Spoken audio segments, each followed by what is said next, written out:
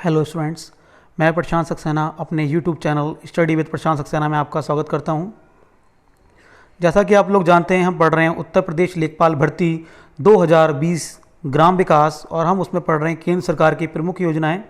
आज मैं आपको अपनी 8वीं योजना पढ़ाने वाला हूं। मैं आपको 7 योजनाएं पहले पढ़ा चुका हूं और मेरी 8वीं योजना है मिड डे मील योजना। आइए मिड डे मील योजना के बारे में कुछ इंपॉर्टेंट पॉइंट डिस्कस करते हैं। यह भारत सरकार की योजना है, अर्थात केंद्र सरकार द्वारा चलाई जाने वाली योजना है। इस योजना का प्रारंभ 15 अगस्त 1995 में किया गया। यह लगभग 2408 ब्लॉक से शुरू की गई। 1997-98 तक पूरे भारत में लागू हो गई। 2004 में महत्वपूर्ण परिवर्तन हुए और मेन्यू के आधार पर पके भोजन की व्यवस्था लाई गई। मिड डे मील योजना मानव संसाधन विकास मंत्रालय के अधीन चल रही योजना है।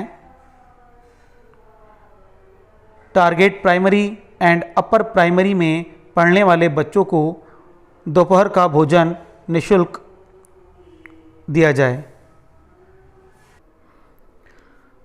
इसका टारगेट ये रखा गया कि प्राइमरी एंड अपर प्राइमरी में पढ़ने वाले बच्चों को दोपहर का भोजन निःशुल्क दिया जाए।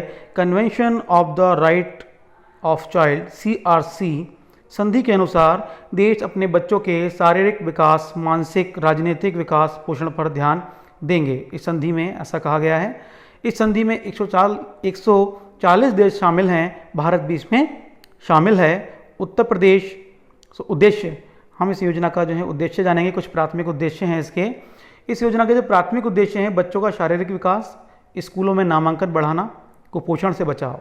सेकेंडरी उद्देश्य समानता का भाव विकसित करना, अर्थात जब स्कूलों में सभी जातियों से, सभी धर्मों से आने वाले बच्चे एक साथ बैठकर भोजन करते हैं तो उनमें समानता के भाव का विकास होता है।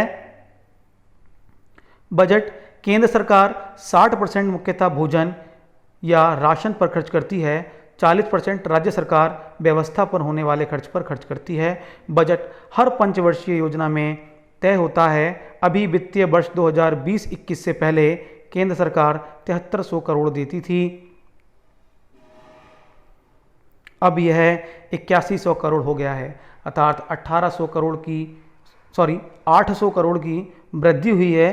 अर्थात आप कह सकते हैं 10.99% की वृद्धि हुई है।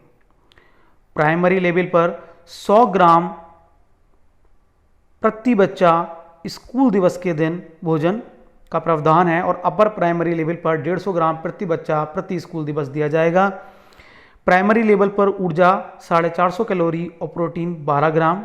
अपर प्राइमरी लेवल पर 700 कैलोरी और प्रोटीन 20 ग्राम दिए जाने का प्रावधान है। यानी इस तरह का डाइट में भोजन दिया जाएगा। प्राइमरी लेवल पर जो कैलोरी हो उसमें 450 कैलोरी हो और प्रोटीन 12 ग्राम हो, जबकि अपर प्राइमरी लेवल पर जो भोजन दिया जाएगा बच्चों को उसमें 700 कैलोरी ऊर्जा और प्रोटीन 20 ग्राम हो। इस तरह का भोजन उनको प्रोवाइड कराया जाएगा।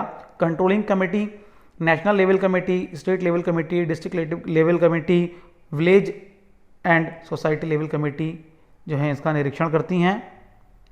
मिड डे मील स्कीम के उद्देश्य, मिड डे मील बच्चों से जुड़ी हुई योजना है जिसका मकसद बच्चों को अच्छा खाना, अच्छा भोजन मुहैया करवाना है।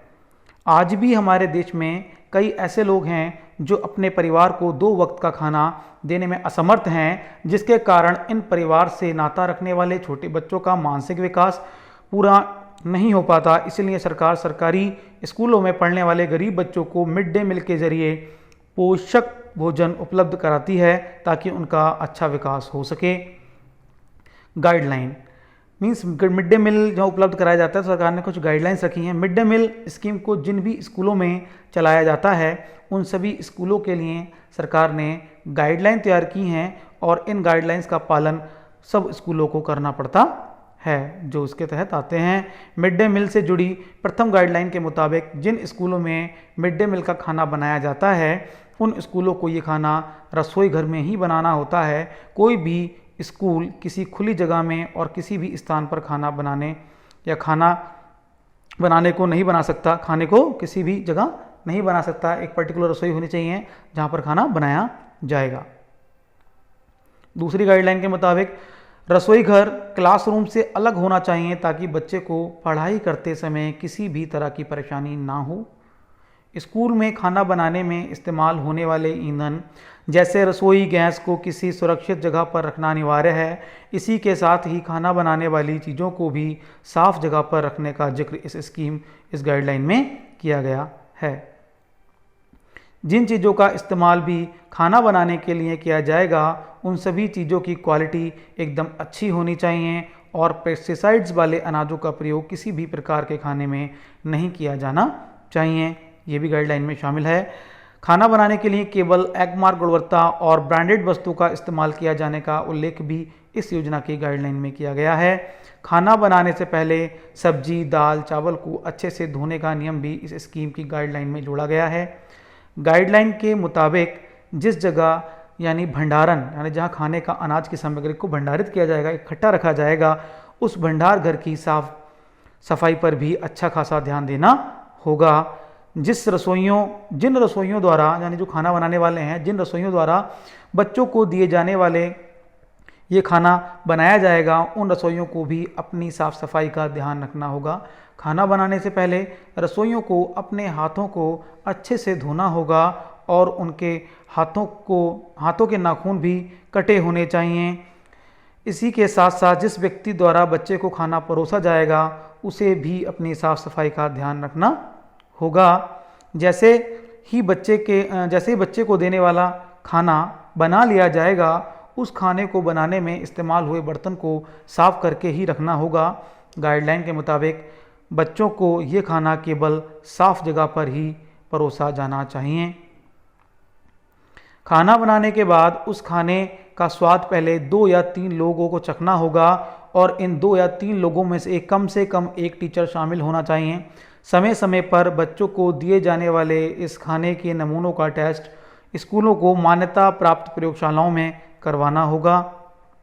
अगर आपको मेरे द्वारा दी गई जानकारी अच्छी लगी हो, मेरा वीडियो पसंद आया हो, तो आप मेरे वीडियो को लाइक करें, सब्सक्राइब करें। Thank you students.